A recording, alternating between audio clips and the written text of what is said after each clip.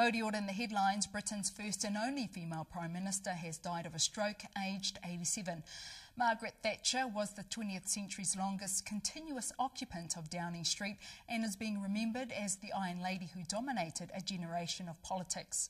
The news of Margaret Thatcher's death came as the Prime Minister flew over China late last night, but he was quick to pay tribute to her for her strong determination in coping with the challenges in her life. Speaking from Shanghai, John Key says he met her just once, but says she had a presence about her and there is much to admire. There'll be many people that would agree and some that would disagree with the direction that she took Britain. But what you can't question is that she was up against a very challenging set of circumstances on a number of fronts. She passionately believed in what she was doing, and that determination showed all the way through. And police have assured the Prime Minister that no legal action has been taken as a result of 88 cases of illegal spying. A damning report has been released into the Government's Communications Security Bureau. It identifies all the cases and slams failures at all levels of the spy agency. John Key says the law will be overhauled and major changes will be made over the next 12 months. However, Green co-leader Russell Norman wants to know what the government plans to do about the leak. What consequences should face the person who leaked this information, which the GCSB describes as legally privileged and highly classified? A time of reflection in Parliament this afternoon with MPs paying tribute to the efforts of Kiwi soldiers in Afghanistan. Government and opposition parties were reflecting on the contribution New Zealand has made over the past 10 years.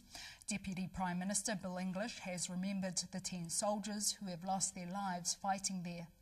These were brave and committed young New Zealanders who will not be forgotten. Labour leader David Shearer says New Zealand has been vital in protecting local Afghan people. Had we not been in Afghanistan and Bamiyan, thousands would have lost their lives. Me kaua ka te rōpū torangapu Māori e whakapāho atu ā rātou raruraru ki te ao. E whakahe ana tāku te Peter Sharples I tāna hoa torangapu a te Ururo Flavel, me tāna wero ki te kore ia e noho hei kaiarataki mō te pāti Māori, kawehe atu ia. Hei tā kai tuhi a Morgan Godfrey, he takahi tēne ki pakanga I te mana o te pāti. And in sports, the wheels are in motion to avoid another Hicka Elliott-like situation between provincial unions and potential All Blacks. Hawke's Bay hasn't re-signed the Chiefs hooker as it expects him to make the All Blacks and therefore miss most of the ITM Cup. Players Association boss Rob Nicholl says they're looking to make changes so there'd be no financial loss for unions who lose players to the All Blacks. And one of the most likeable sports people in the country could be sanctioned over her latest comments.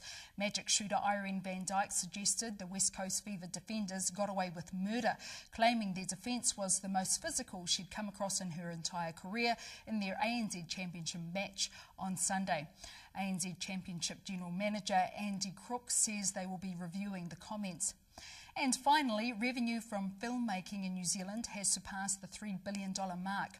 Statistics New Zealand says the breakthrough has been aided by a surge in feature film revenue, which rose almost 50% last year to more than $1 billion.